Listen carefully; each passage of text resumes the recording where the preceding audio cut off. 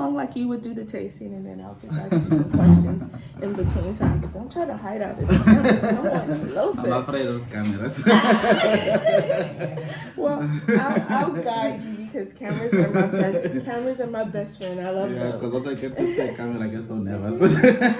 So I even forget what I know. I know, right? That does happen, right? So I'm just gonna introduce you. Hi everybody, it's Tawny Price from Zuri Wine Tasting, and I am here with a winemaker. You guys know how I love my winemakers, right? I'm here with the farm manager and the winemaker. So today has been a pretty amazing day. I am at Vergenoegd Löw. Vergenoegd. I almost said it. Vergenoegd. Which means a place where you are just content. And honestly, I am super content today. I am here with the winemaker. Vusi, please say your last name because you know I'm going to slaughter it. Vusi Dalicuba. Dalicuba. Is there? Tuba. Tuba. It's a C-U-E, Tuba in person. Tuba. Okay, so you guys know how I mess up my clicks, right? So I'm here with Vusi. He's a winemaker here at this beautiful wine estate, and we just took a tour with Christian, the farm manager. I'll show you footage from that later, but right now we are going to taste some of these magical wines, and I'm super excited. Yeah, looking forward to it. Yes. All right, so what are we going to get started with? So we're going to start with our new vintage Sauvignon Blanc 2024, which is unreleased. And then we're going to do the Chardonnay 2023 because my current Chardonnay is still in barrels because I like to age it for at least 6 months before I release it. And then we're gonna do the Rosé unreleased as well, 2024, which is made from the Cabernet Franc. Yeah. Rosé all day. Yeah, and then we go with the reds, which we're gonna taste all the family range wines, which we're gonna start with the Shiraz and then do the Malbec and then do the Merlot and then do the Cabernet. And then we're gonna go through some of the sweeter wines, which is a fortified wine cake Tony. And then yeah, just something to cleanse your palate. Yeah. Okay, so like I hope well, I'm not driving today, so I don't have to worry about that. But this is gonna be so exciting. There's gonna be a lot of good wines, and I'm super excited for this moment. Yeah, for sure. Yes. Okay, so let's get started. Okay. So while we get the wine on the table, can you just tell me a little bit about like where are you from originally? So I'm originally from the Eastern Cape. Mm-hmm. In a place called Ingobo. It's between Kofinvaba and Mthatha. I love Mthatha. Yeah.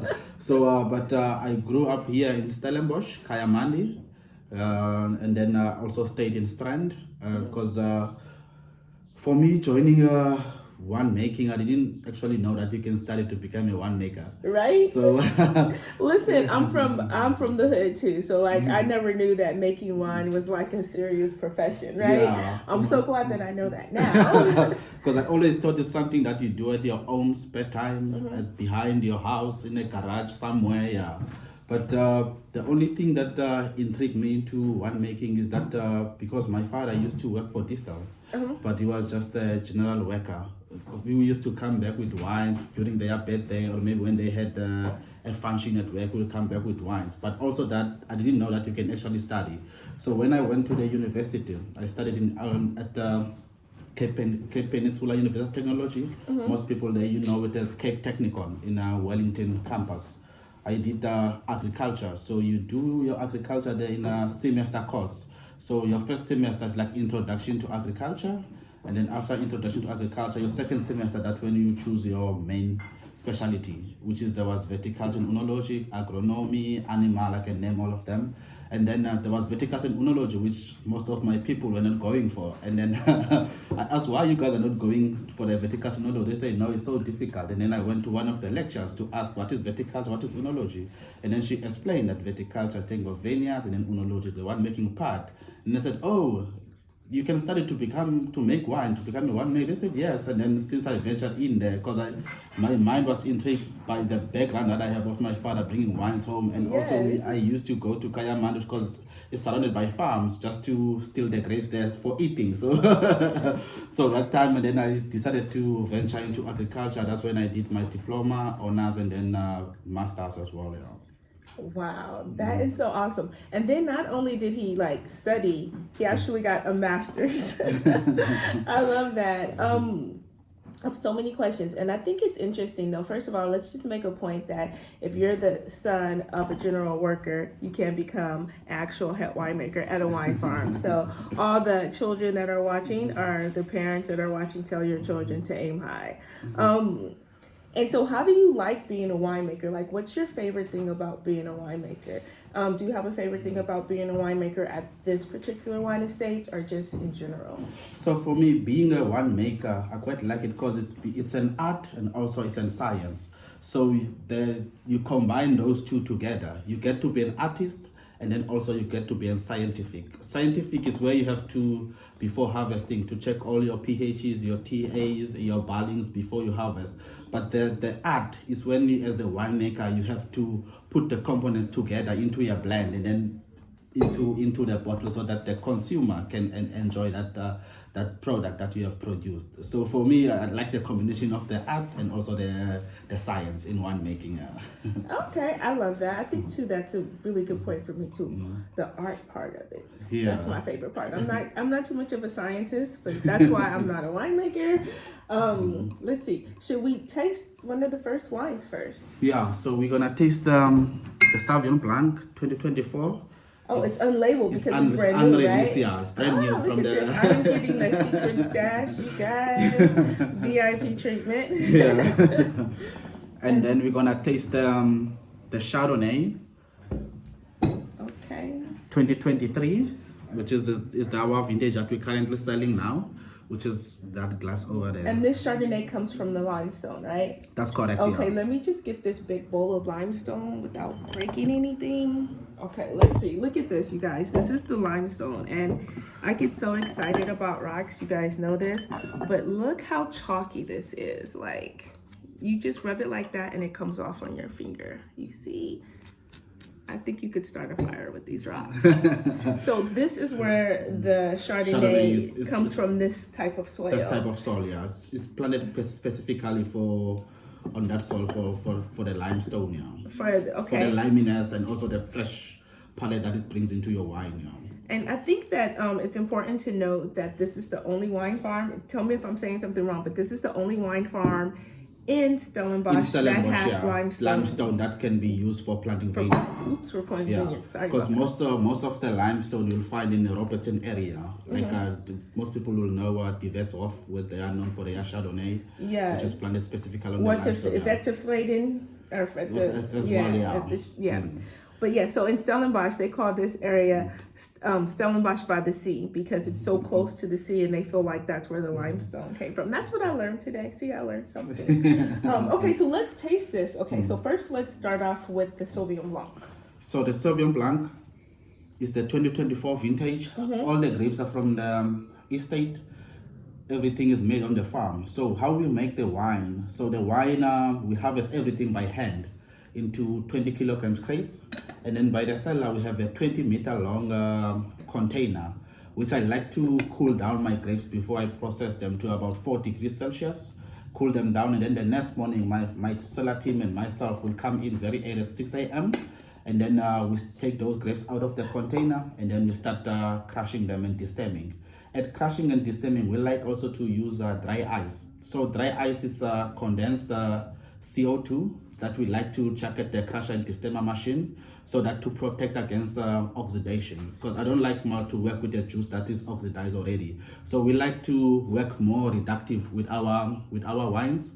So by adding dry ice at crushing and also some sulfur as well. And then the other thing that we do differently, I like to do skin contact on the whites as well. So the Sauvignon Blanc goes into the presser covered with dry ice, and then we use some extract enzymes so that we can extract much more as we can of the flavor. Because for me, I believe that much more of your flavor sit into your skins than into the juice. So that's why we like to break the skins with the enzymes into the press for about 6 hours before we do the actual pressing on the mesh.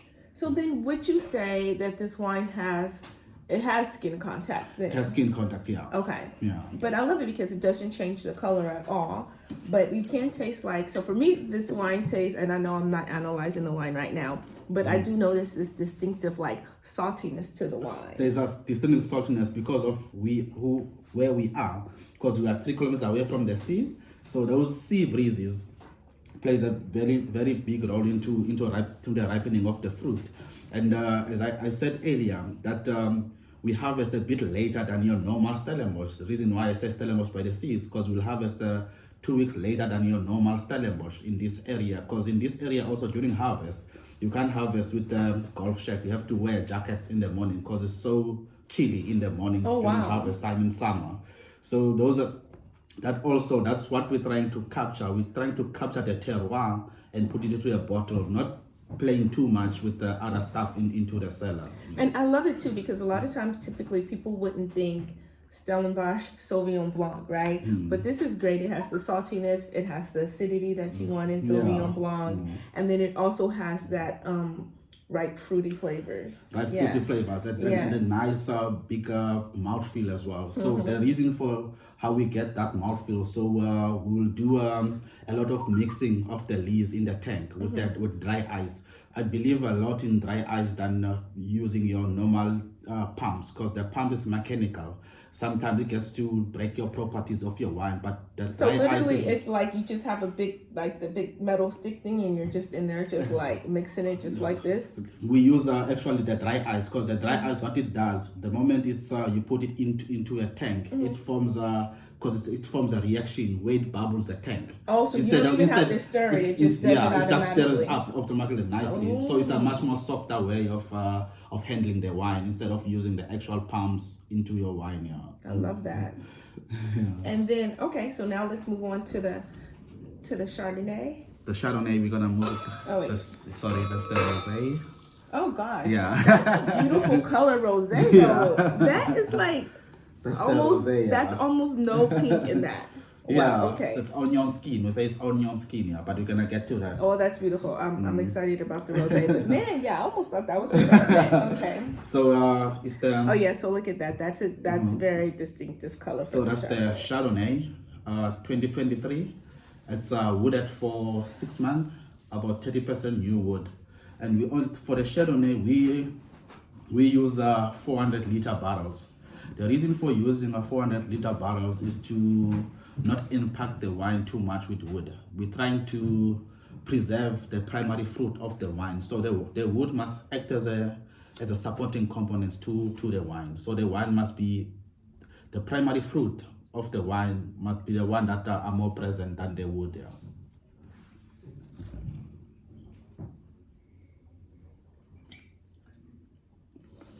So what does your family say about you being a winemaker? Are your parents proud? Were they worried? So for us, because growing up in a culture where we've used alcohol, but most of our people will use mostly when we do traditional ceremonies, like we'll use mainly brandy and beers. So we are not so especially into wine. So now, since I'm the only one that has been studied and worked into the wine industry, so I would say they are very proud of me and the achievement that I've got, starting from diploma to master's. So it's yes, I'm sure they're very proud. And so has their wine culture changed? So now, like on holidays, are you guys drinking wine at the table? So it has changed a lot now. So now they tend to, because I have more confidence now in explaining to them the different styles, and also to introduce them, because you have, for someone that's new to wine, you have to start with something that's sweet, and then you go to semi-sweet, and then you go to a slightly dry, so that you develop their palate towards the style that they will enjoy. Because they will start with sweet, and then it gets boring. Now it's too sweet, and then they go to semi-sweet, and I say, no, I can drink half a bottle, but I won't be able to finish it. And then they go to something else. So you tend to develop their palate so that they are more educated also in how this wine tastes, under which conditions you must store it in. How excited are you about the Chardonnay? Like, out of all the grape varietals that you make, is it one that you're particularly, or do you treat them all the same? And the only reason I feel like maybe you're more particularly excited is because of the limestone and because of what can happen in that vineyard. Yeah, so for me, for all the wines that we produce, I call them my babies. There is no wine that I put less effort just because all the soil brings what the farm represents, the terroir of the farm. So from each of the blocks, like for this vintage, for example, and last year vintage, because for each, as Christian explained, the soil types and how we planted the vineyards. So for each block and the clone, we harvested separately and then we treat it separately, so that we can start learning what that clone brings into the cellar. Whether it brings much more of the red fruit, whether it brings much more of the dark fruit. With the same with the Chardonnay. The Chardonnay, we're still experimenting with it, because we have Chardonnay that's planted on the limestone, which is also in the cellar. How it's handled is different, because now we're planning to invest also into the eggs, actually, into the concrete eggs, to see how will the Chardonnay benefit from a concrete egg That's exciting. instead of a barrel, so that we have different components, so that also helps the winemaker when he has to make his final blend, so that he has a lot of pockets to touch from before he does the actual blend. So what would you say? Okay, let me say first, and then you tell me. So I'm getting a lot of like lemon lime from the Chardonnay. The oak is hardly noticeable, except for when I first smelled it. Though I did smell I smelled like some nuttiness. I could smell some wood on it, right? But then when I tasted it, I didn't feel it on my palate, and I didn't taste it. Didn't taste buttery. Didn't taste oaky. It's really fresh. It's clean. I'm getting citrus, lemon lime. Yeah. So what would you say? Wait, am I off, or what? What would you say? No, you're not. So our Chardonnay style is much more. I don't like to use the word sharply, but I will say it's much more towards the sharply style, because we have pockets of fruit that will harvest at the riper stage, phenologically ripe, and then we have pockets of the block where we'll harvest at a slightly riper.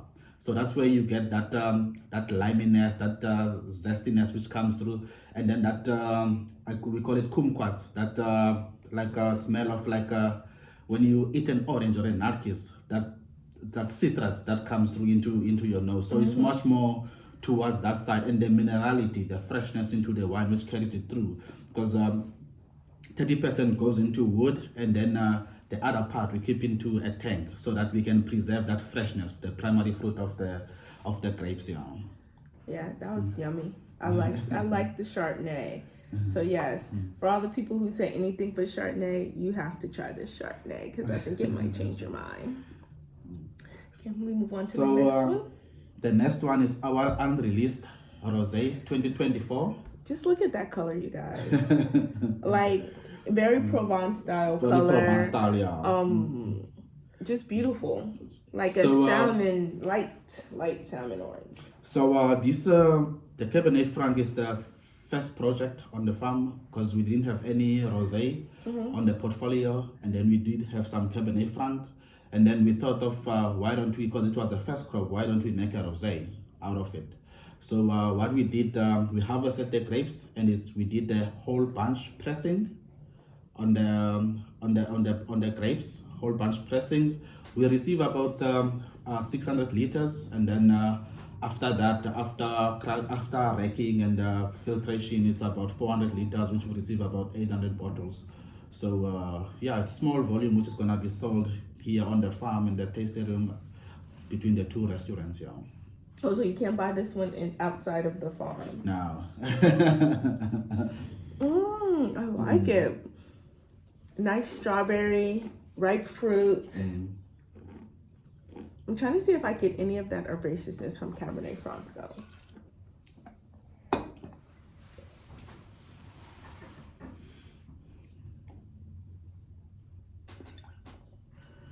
I'm a rosé connoisseur. So yes, I love rosé. Like, I guess because I'm from LA, so I come from a very big brunch culture, and there's places where you can get like, all you can drink rosé for like 2 hours, and I'm down for it. I'm here for it. I don't think that people respect rosé though, like they should. Like, they think of it as an afterthought, you know. So with the rosé, also people get people, especially people that are not educated about the rosé styles and the types, because you get the rosés, because people, the moment that they see color, which is much more dark pink, if you can put it like that, they will associate it as as a sweet or semi-sweet rosé, even though it's dry. The moment they see like a much more lighter color, and then they will, okay, that might be a dry rosé, but they don't understand the styles. The styles can differ according to the winemaker. You can have a very dark rosé in color, which is very dry, and then you can have a very lighter, which is sweet. So also that's controlled during fermentation, and also during before the winemaker decide on the style that he wants to make for his consumers.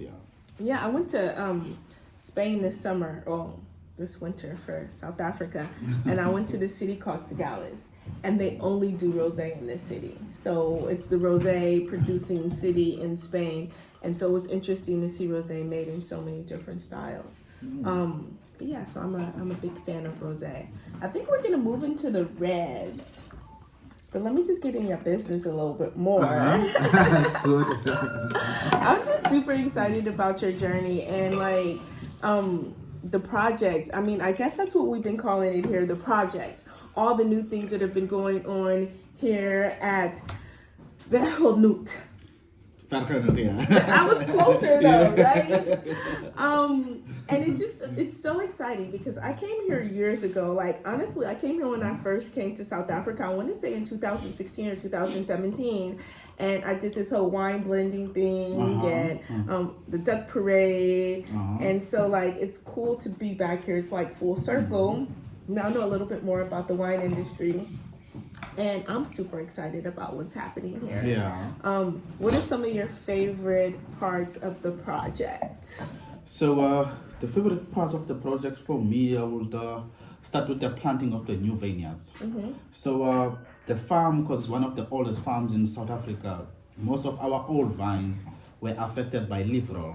So we had to take out all those old vines and to replant the whole farm so that we can start from clean slate. Because with leaf roll virus vines, you struggle to ripen them, and then also you struggle to find their cultivar specific characteristics, because they tend to turn the leaves a bit reddish before your actual grapes ripen. So you tend to lose that phenological ripeness as well. So it gives the viticulturist a lot of work into the vineyards, because he has to do a lot of canopy management, a lot of bunch thinning into the vineyards. But with the new vines that are coming now, because we've planted according to the soil requirements, so we did a soil study where they digged around the farm about 480, if I'm correct, of soil pits.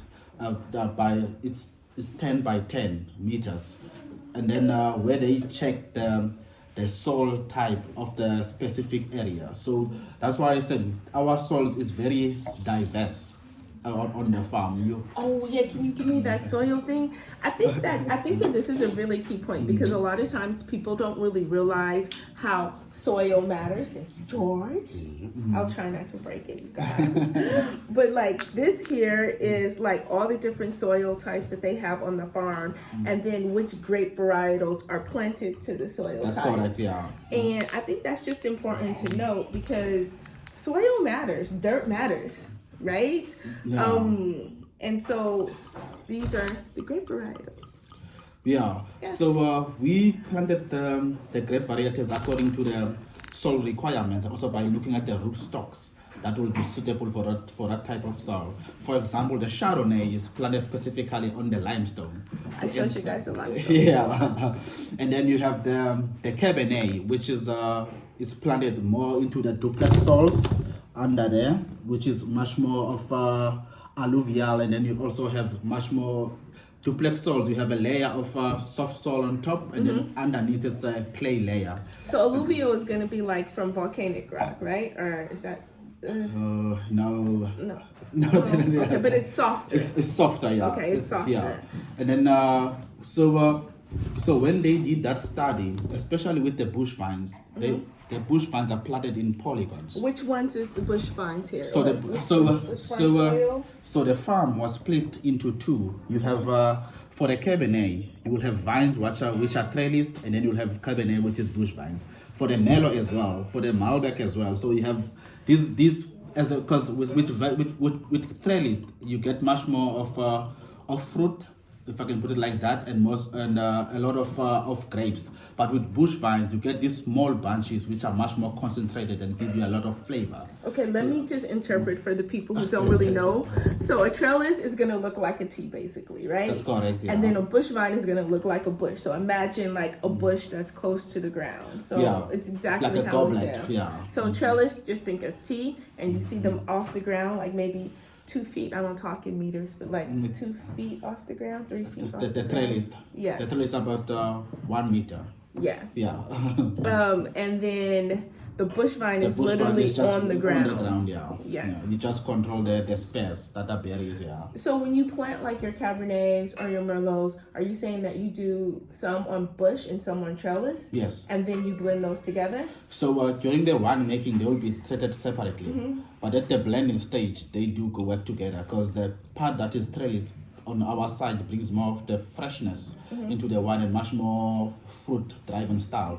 Whereas your bush vines bring a lot of structure into your wine and much more of the body. I call it the mid palate because you have to fill all the layers of your palate with wine. It has to start from the tip of your tongue to all the way back, and also after you have swallowed the wine, you have to feel it at least for a couple of seconds. It's not mustn't be like you're drinking water. Exactly. It's there and then it's gone. It has to like linger. You know what I mean? I always Yeah. say that it's like a good date. You know, it just kind of lingers in your mind for a little bit, right?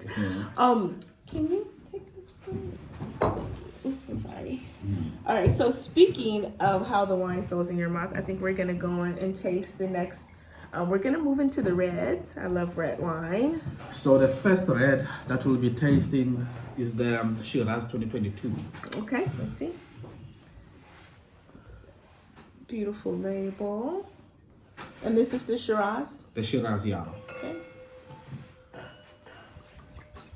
So you will see this with all our wines, especially the family range. They have names. So like Shiraz is called Florian. Who's Florian? So Can you guys name 120? Who do I speak to? So you must be the owner's wife, so that you. Wait, we aren't African. He can have more than one wife. Okay, I'm just joking. So is Florian the owner's wife? So no. Each of the wines are named after Prof sons and daughters. So we have Florian, which is the Shiraz, Malbec, Valentina, Melo, Amelie, Cabernet, which is Lara. So those are Prof sons and daughters. Yeah, the owner. Oh gosh, how many kids does the owner have? 4? It's about 7. Ah, he's busy. Okay. Yeah. Yeah. So this is the Shiraz. Yeah. Me. This is the Shiraz, yeah. So the grapes are also from the farm. So how I did the wine in 2022, I had a potion that I made into a tank, like with normal rack and returns and pump overs. And I had a potion which I made into the open fermenters with about 20% of skins from the stems that I throw back into the open fermenters for punching down with it, so that you can extract much more of those spicy flavors. But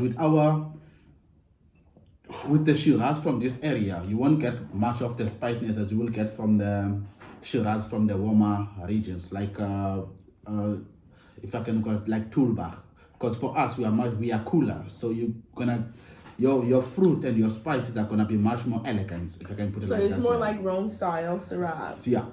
And but I am picking up a little bit of like, it's delicious, but a little bit of like dried plum on the end of it, you know? Like it's very fresh and fruity in the front in my tongue, and the acidity is nice, but then when it gets towards like the finish and the back palate, there's a little bit of like very ripe dried fruit. Dried fruit, yeah. So the other thing with wine, because in South Africa we tend to drink our wines too young, because this wine is 2022.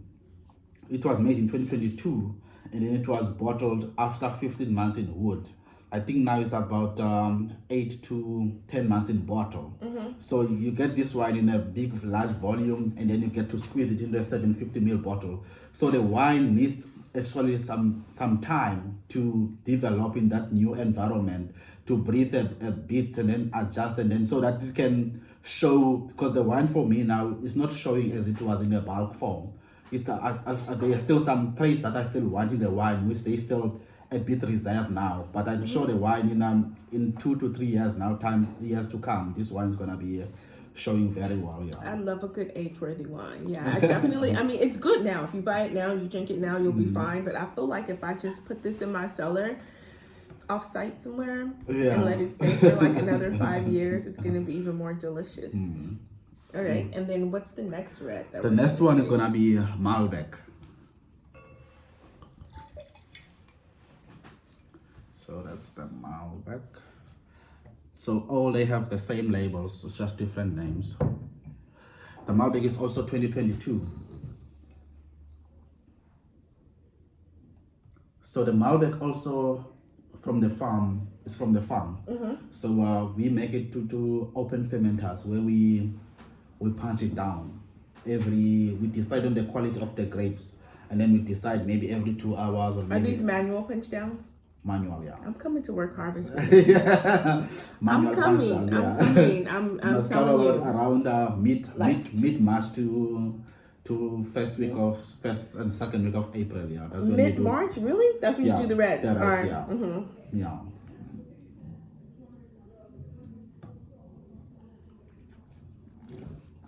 I'm putting that on my schedule. He's gonna be so surprised when I show up in my dungarees and my boots. Can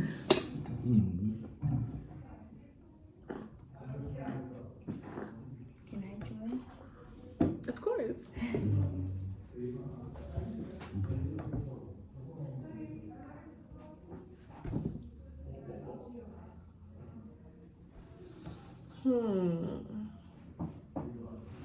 I like that Malbec. It's nice and fun, and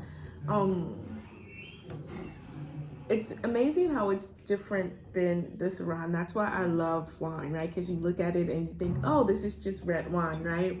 But for me, I'm getting kind of like this, I don't know, it's kind of like this meaty, savory taste. Like, you know, like when you bite into a steak and it's very rare and you get this really like juiciness, yeah. Yes. Yeah. That's what I'm getting from this Malbec. Yeah, so and it's a different kind of plum. Yeah, it's not your normal.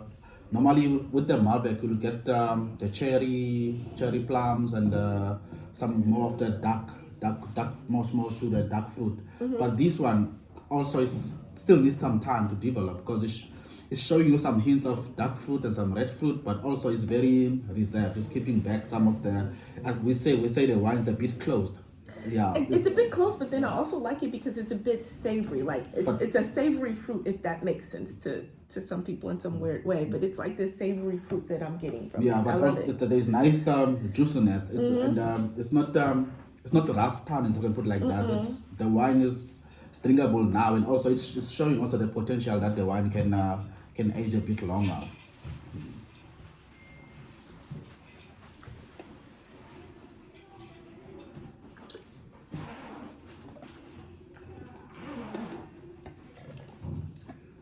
So if you just had to drink, I'm gonna send you on an island, right? And you have to just you can take as much as you want, but you just have to take that one particular wine from this wine farm. What would it be? That's a difficult one because I'm sending you on an island and you can only take one. You can take as much as you want. Yeah. You can take as much as you want, but it only has to be one from this wine farm. Which one would it be? Sure. It's very difficult to choose between your babies, eh? Right? I know. No, that's like asking somebody like, which child are you going to take, right? Yeah, so for this farm, for the potential, for what I've seen for myself, it will be definitely between the Cabernet and the Merlot, but mostly I will. Yeah. Yeah. Is this the Merlot that I'm That's the drinking Merlot, right now? yeah. That's the Merlot. Yeah, I mean, honestly. And is this the same age as the other one? 2022, yeah. Wow, this Merlot is grown up though already. Like, I mean, yes.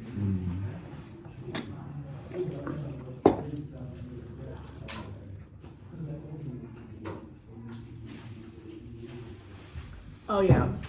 This Yeah. Merlot is full, it's juicy, it's interesting, it talks to you. It's like it's serious but it's fun at the same time. Yeah. Has a little bit of spicy finish, like some kind of spicy That's finish. comes through, yeah. A little bit of like carameled fruit. Oh yeah. So I'm taking the Merlot on this island. so the Merlot, how we make it, we make our Merlot into three styles. So we have a style that goes into open fermenters for pass downs. We have a style that goes into we call them F tanks, where you do your normal direct stash, rack and returns, and pump overs. And then there's a style that is in a stainless steel tank, but we keep it for over about 30 days with the skins. We just fill the tank full with some other juice of Merlot, and then we let it ferment until it's dry, until it's done also with malolactic fermentation. What we've noticed that part, the wine tends to develop already while it's in tank before you even take it to barrels. So it builds the layers already. It builds when you first taste it, it builds your teeth. I forgot to say layered. Yes. Yeah, it goes to the mid palate and then it all the way back. So those components also, when we age them in barrels, we keep them in separate barrels. And then myself and the managing director, because he also has the knowledge of, he was a winemaker previously, he also worked at other wine estates. So every morning, like this morning, I had an opportunity to taste again about 100 barrels of 2024. Just to Listen, do you have my phone number? Can you just call me? I can get up early in the morning for wine. Just call me when that happens. And you guys were tasting. What were you tasting? So all the estate wines, Cabernet, Merlot, Malbec, and Oh wow. Petit Verdot, and yeah. So the reason why we start very early in the mornings is I always say it's like our slogan, awaken your senses, because by that time all your senses are still awake. You haven't maybe touched a lot of things, exposed to a lot of things, so you're still fresh, and then you just wake up and then you just take I'm a shower. about to ask you and an then embarrassing question. I'm about to ask you an embarrassing question. That morning that you know you're gonna do this tasting, Yeah. do you brush your teeth? And now. I would not brush mine either, right? No, The minty and the toothpaste would just mess it all up. But yes. No, because the colleague plays with your senses into your tongue. You want, before you even touch anything, you want it as natural as they can be. Yes, Yeah, your as senses, pure and yeah, natural as possible. Wow, yeah, I agree with that philosophy. This Merlot is delicious though. Wow. And I mean, of course you can age it and you can lay it down, but honestly, if I open this up at a dinner party, I think that this is just ready right now.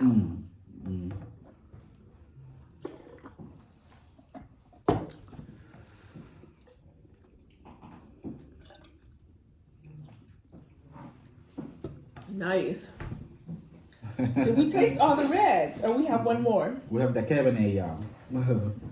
I think I just need a moment to like recover from the Merlot. Yes.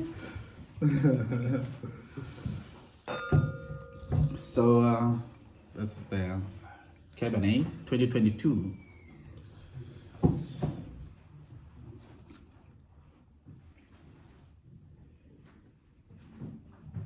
So it's also estate grapes from the farm. So the Cabernet, I take it to open fermenters because it can handle the punch down, because it has these nice small berries which can take up the punching down. The skins don't break up so easily. So that's why you work it up with the open fermenters. You know what? I'm not sure if I mixed up my Cabernet and my Merlot. I think this might be the Merlot, and the other one I tasted was the Cabernet. Oh man, let me taste. Is this your cat? Is this your cat? The cab, yeah. Yeah. Yeah, I did. I did. The biggest difference is the Merlot is smooth after. The Cabernet is very fluffy. Yes, Yeah. and that's when I tasted it. I was like, wait a minute. Now that I taste this, the actual Merlot. Merlot, the actual, yeah. Yes. Oh my goodness.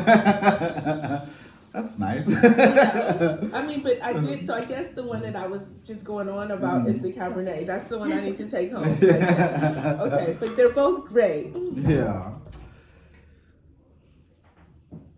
Do you want your That's glass the back? cab, yeah. Okay. Yeah. So the third wine that we tasted was actually on your glass was the cab. Which but it was the actual cab. It's the actual cab, yeah. Yes, and now the one that I just tasted now is the Merlot. It's the Merlot. And I really enjoy the Cabernet, for the record. And the Merlot is amazing, but like the cab has this like extra like kick to it, like this oomph to it. And the Merlot is nice and it's juicy. It's juicy, yeah. So also with the Cabernet, because we were still working with the old vines, so we had to do a lot of with the viticulturist work to do a lot of canopy management to the vineyards to try and get the crop where it is. But we're quite happy with the quality that we got. But all the leaf roll varieties now are uprooted. We don't have any. We're gonna be working with all new vineyards. Yeah. Do you have a problem with the ripening process for Cabernet? Because I know Cabernet is slow to ripe a lot of times. So do you have that issue here? When we were in the vineyard, I did see the sun like shining down nicely. So is it an issue or is it pretty much? For us, it's not actually an issue because most of the environmental factors, like because here on this area we have a lot of wind. So the wind during pollination, they control actually the amount of bunches that you're gonna have into your vineyards.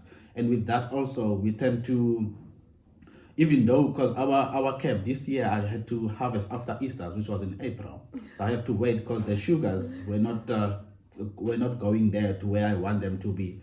So we had to wait. So it's all you have to work with what the nature gives you, and then you just have to be patient. And I think that's a you bring up a point, right? So a lot of times people don't really understand. So like the grapes can look ready, right? Yeah. And it can say by the book this is when you should be picking them, right? But phonetically they just not have developed those flavors, right? Yeah. So you have to leave them on the vine for a little bit longer so those flavors can actually develop. And it's a fine line though, right? Because like you don't want them to develop too much. Yeah. Because what we do, we like to go to the vineyards and taste the grapes and feel the grapes. Because once your bunches start maybe to have slip skins, and maybe when you shake a vine, your berries start to fall down, you know that block needs to be picked up because you're gonna lose all of that those flavors into your cellar. So when you go, do you actually like just take the berry and just put it in your mouth? You do a random sampling. Like you take a berry from here and then you taste it, and then also you feel the bunches, and then you like randomly in a block, and then just to get an overview picture. And also because of the different type of soil we have, sometimes in a block we'll have to split the block 3 times. Because this side of the block, maybe the first 10 rows is giving you much more of the red fruit, and then there's that small pockets in the middle of the block with this. I think this will work very well for this style of wine. So you might say, okay, well, hold on, don't pick those yet. We're only going to pick the first 3 so rows. Sometimes because of the differentiations in soil, the other part ripens earlier than the other part. So you have to put that in mind before harvest. Yeah. So many decisions. So that's why you say it's like art, it's like science. Yeah. It's like instinct. Yeah. Because also sometimes you have to go with your instincts. Because this year, especially with the whites, because we had this warm season, so we had to taste the grapes, and then if we feel like all the profiles and the phenological ripeness is there, we had to pick, even if the barley was not there, the sugar. What we'll do, and after we'll do a reverse osmosis, where we'll take water out and then concentrate the juice. So you don't lose your flavors, but you just concentrate your juice to the because reverse osmosis. Reverse osmosis, yeah. Wow. Okay. Yeah. He is taking me back to science class right now. But and it's so crazy the things that you can do in the cellar. I know, of course, the goal is to do less in the cellar. Less in the cellar. But like if Mother Nature doesn't like really cooperate, you have no choice, right? Yeah. Because now you have these grapes, and they have nowhere to go. Except for downhill, so you have to take them off. Yeah. That's why also it's for a winemaker in the viticulture, it is very nice to work close to each other, because I need to know what Christian is busy with in the vineyards. We love Christian. You guys will see him later. Yes. Yeah, so I need to know what's happening on the vineyards, like now with pruning. So with the pruning, we take the decision together, but with those decisions, we also have contractors, people from we have what's the name of them? Simon and Teach, which is the Italian pruners, which they help us to develop our vines, because we prune for the future, so that in the next generation also can have these vineyards to work for. I love it. I love regeneration of farming. I love sustainable farming. And so we took a vineyard tour earlier today, and we saw some of the things that they're doing in the vineyards, like the duck runs. I love how they just have the dogs that go out and feed in the vineyards, and the cattle, they go out and they feed in the vineyards. Such an amazing process. Yeah, we say the term, industrial term that is used is called regenerative farming. But for us, I quite like, so because you have to work with nature. So for us, we will put cattle first. The cattle will graze, and then we have the geese, which will go after the cattle, and then you have the ducks, which will go after the geese. So all those, they fit differently in the vines, because they will fit, the cattle will fit in the cover crop, and then as it fits in the cover crop, it will put over the cow dung, the manure, and then that's also, they leave a little poop. and then that's also helps to revive the soil, so that you can have healthy soils. And then with the ducks, they're there to eat all the pests and insects, so that you can have control of that, so that we don't have to use a lot of pesticides. We only use when it's necessary to. So all these things have to work in harmony. Yeah. I love that. I mean, I think that's what's so amazing about South Africa and the South African wine industry for me, is that wine farms are always just trying to make sure that they're good to the earth, and making sure that the soil is good for the next generation. And speaking of the next generation and the past generations, can we just have a toast right quick? Because I know I'm super proud of you, and I know our ancestors are proud of you. So can we just have a toast? Cheers. Cheers. Yes. All right, so we are. Do we have more wines? So the Cape Town, where's George? We're gonna try some of the Cape Town. Don't try to get out of the camera. Sorry. Come on in here. He's camera shy. That's what he said. He's doing so well. Okay, but before we go into the next wines, I do want to get into your business a little bit, right? Okay. So how is it listen. There's not that many black winemakers, head winemakers in South Africa. There's not, right? Yeah. So how does it feel? How does it feel to your community? How does it feel working here? Just let me into your life and your feelings a little bit. So as a black man who's a head winemaker at a beautiful wine farm. So the nice thing about because when I joined the farm in 2021, my MD, which is Curious Vesa, he was all alone making wine by himself. And then I was busy working at Cannon Corp for Harvest with Abri Besla. One of the classics. Yeah. And then I asked Abby, because by that time also, because I was still at Elsenberg, working with the student, teaching the student how to make wine. And I asked Abri, does he know anyone that's looking for someone? Because I'm getting bored now at Elsenberg, because it's the same thing over and over every year. I have to teach students from the basics and until they know how to make wine, and then they leave to the industry. And then Abri said, no, he knows Curious Vesa, which is the MD of the farm. And then I came one Sunday. It was a Sunday morning during harvest, and it was in April. And then we started next to Hever's restaurant now. By that time, it was still unopened. And then we had a chat, and then we clicked from the first moment we met. And then they asked me that Sunday if I had anything to do for the Sunday. I said, no, after this, I'm just going home to sleep. He said, okay, you can't go to sleep, come to the cellar. And then, and then he wrote down the task of what needed to be done. And then after he wrote down the task, he left me in the cellar. So he said, okay, this is your task, this needs to be done, you are in charge. It's a new cellar, it's new team. I've never worked with a team, and then work has to be done. I had to call the team together. So the team in the cellar was a mixture between the blacks and the colored and myself. So I had to call the team together. They were already busy with their daily work. I had to call them together and then explain to them. So I'm in charge now for the day. So for me, especially for the wine industry is very small. It's very small. It's very small. It's very small, yeah. And the other thing what I like about the farm, if I can put it like that, we're like a family. We don't see any color. You can be black and you can be white, and then you can be, but your color doesn't determine who you are or what's your It's your work ethic. It's your work, yeah. But and that's how it should be. Yes. So for us, we grow up with that. Just because I'm black, I mustn't be treated like, no, he's a black winemaker. We don't like to use those terms. No, he's a Bura. We treat each other as a family. Yeah. And love also that. the other thing that I love about the wine industry is, I'm telling you now, the moment you struggle with anything, you can be.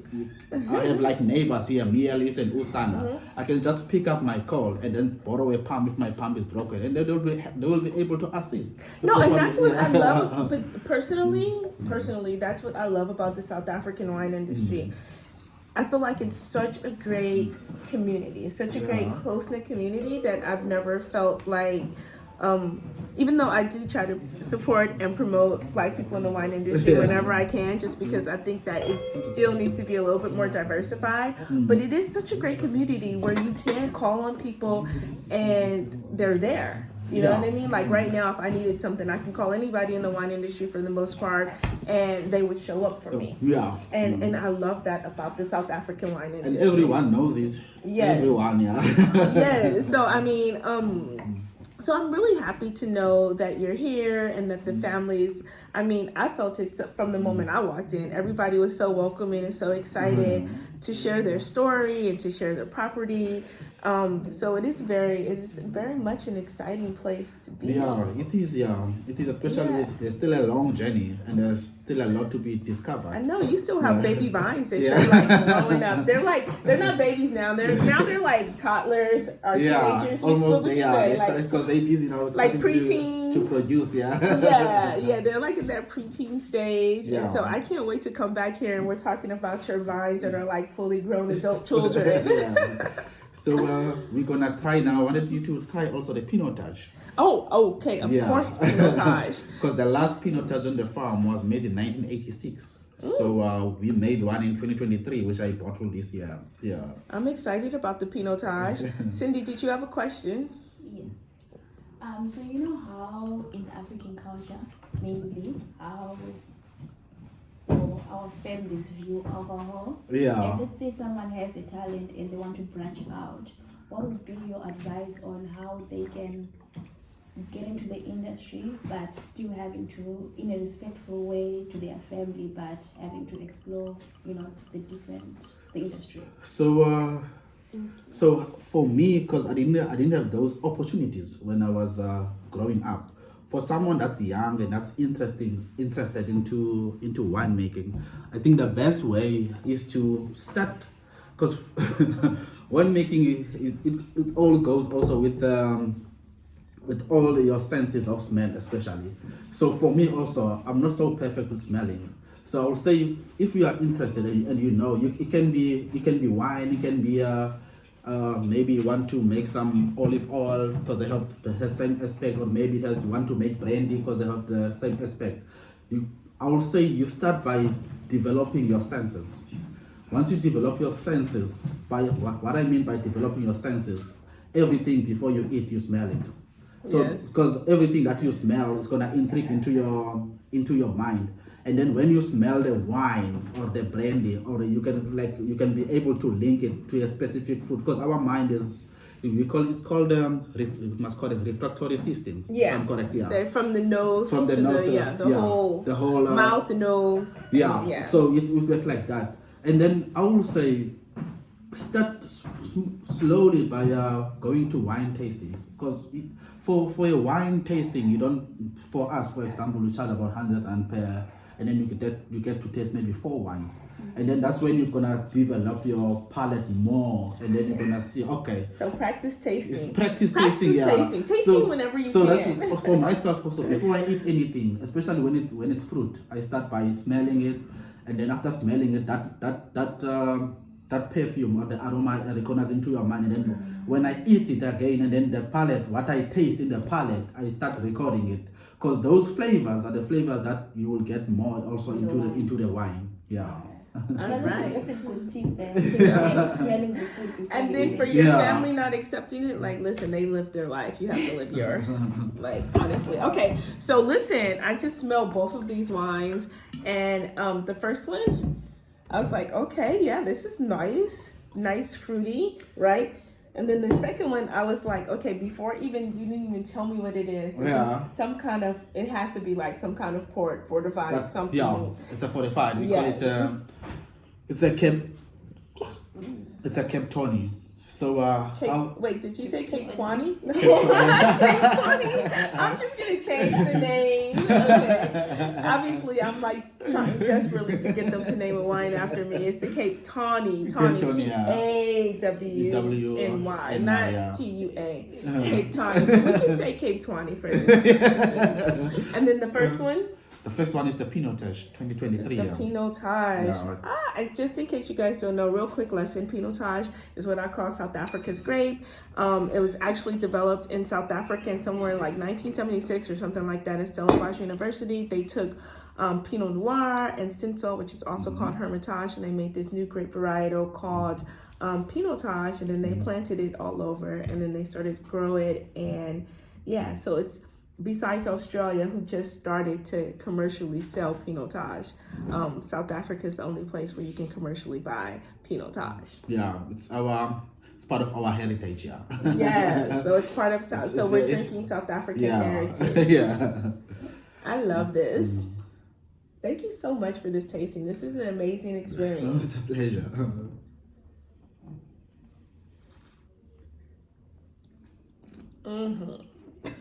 I love me some Pinotage though. I mean, I think Pinotage got a bad rap for a long time just because you know, it was mass produced, just like Merlot used to be mass produced.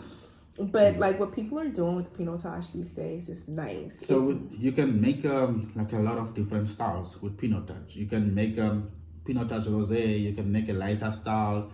You can make a very, very big, bold Pinotage. And then that coffee Pinotage.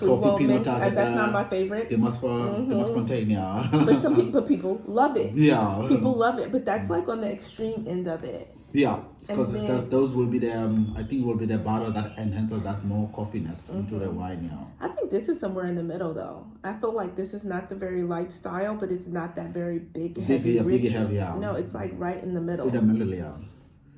Yeah, I love it. So this is the unreleased also. It's gonna be so we only produce for this one about 800 bottles. Ooh. Which is gonna also be sold here on the farm as part of the heritage range. Gonna be held on the farm, at the tasting room, and also in the restaurants, yeah, the Clara's Bar and Havels. That's the idea. We're not gonna go big with the Pinotage. The only ones that we're gonna go big on is the Merlot, Cabernet, and the Chardonnay. Yeah. I'm kind of surprised that people don't go big on the Pinotage, and I mean, I guess it's a hard varietal to sell, but I feel like when people come to South Africa, I always try to recommend that they take Chenin Blanc and Pinotage home. Because those are the Pinotage you can't get in the States, right? And then Chenin Blanc, you can get in the States, but very small pockets of it. So I always say take Pinotage and Chenin Blanc home. So I just wish that more wineries would produce more Pinotage. But so we have about 1.5 hectares of Pinotage, and then we have 2 hectares of Chenin Blanc. So the Chenin Blanc, we use it for bubbly. Yeah, for the Method Cap Classic, MCC, yeah. We love bubbly. Yeah. And then the next one is the Cape Tony. So when I arrived in the cellar, we had all these old barrels from 99 to 2012. So what we did with those barrels, we blended them together just to create a Cape Tony, because they were not fitting the standard as the vintage pot as maybe a 2099, 2012. So they were more into that side of a Tony. So that's why we decided to call it a Tony. In order to call it a Tony, it has to be the blend of your barrels has to be older than 8 years. So then you have the wine in the barrel, right? And at that point, it's not fortified. It's fortification. Fortification, you do it during your winemaking, and then you can decide whether you want to fortify on the skins. Because with fortification, let me start with this. So you have a certain sugar level. For us, we have it at about 27.5 barling, which is you ferment that to about 11.5. So you fermented at less alcohol than you would the normal grapes, right? Because usually you ferment at like about 12 to 13% like alcohol, right? Alcohol, yeah. Okay. Yeah. So So for the Cape Tony, or maybe the port, I'm just explaining the port, the making of the port now. You will ferment it. You have a set higher sugar level, which is when you ferment, that sugar level is converted to alcohol, and then you stop your fermentation at about 11.5 barley, and then which you have about 10% to 11% alcohol. And then what you do after, you add the spirit, like vodka. Is that what you got? Is it vodka what you added to this tonic? We added brandy spirit. Yeah, okay, Like, that's yeah. what I was gonna say. Yeah, like Yeah. brandy spirit. Yeah. So you added, and do Brandy you spirit buy the at- brandy spirit or do at- you make the brandy At spirit full here? spirit, we bought it at KWV. Okay. Brandy Okay. spirit, yeah, at full strength, about 76% alcohol, and then we add it according to, because you do there's some calculation that you do, and then for us, I like to ferment to fortify into the skins than into the juice, because when you fortify into the skins, you get to extract more of those flavors. I love your relationship with skins. I do. So we fortify into the skins, and then after fortification, we immediately, because you want to stop fermentation, you don't want to ferment more, because you want to have this nice sweetness that you get. What is your sugar is about from between 80 and 90 grams per hectoliter, and then after fermentation, that's when you. So at 11.5, you add the spirit. So you take your alcohol up to about 18.5 to 19% alcohol, which I think is 19% alcohol. 18.5% alcohol. Okay. Can we show them the Sure. bottle Yeah. too? Yeah. So this is the tawny port. And then you take it to your alcohol, and then after you stop your fermentation by adding sulfur, and then also cooling your grapes to as cool as much as possible, and then you take your juice out of the skins to the barrel for aging. This is quite a big bottle. It's because for each wine, especially the port, this is the typical port bottle. Oh, Yeah. it is. Now that I Yeah. think about like 6 grams, six grapes or whatever, gram bex or gram whatever that is called. Yes. Very cool. I think we tasted all of our wines. Yeah. Thank you so much for this. This was amazing. Thanks to you for coming all the way. Yes, no, it was definitely worth the journey, and it wasn't that big of a journey. I came from Cape Town, but it was definitely worth the time and the effort. And I want to thank the entire team at Vergenoegd Löw. Man, I am going to practice that. Now listen, I used to struggle with beter verwachten, and now I can Oh say yeah, that. that's See, good. beter verwachten. So like next time you see me, I will be able to say Vergenoegd. I want to thank the entire team. We've had an amazing day here. I loved learning about the farm. I love seeing like the winemaker in person, the farm manager Christian in person, who's like shying away from the camera. But trust me, I'm gonna post this picture on the internet. And just the entire team, thank you guys so much. Thank you for sharing your story, and I'm looking forward to all the wonderful projects that are happening.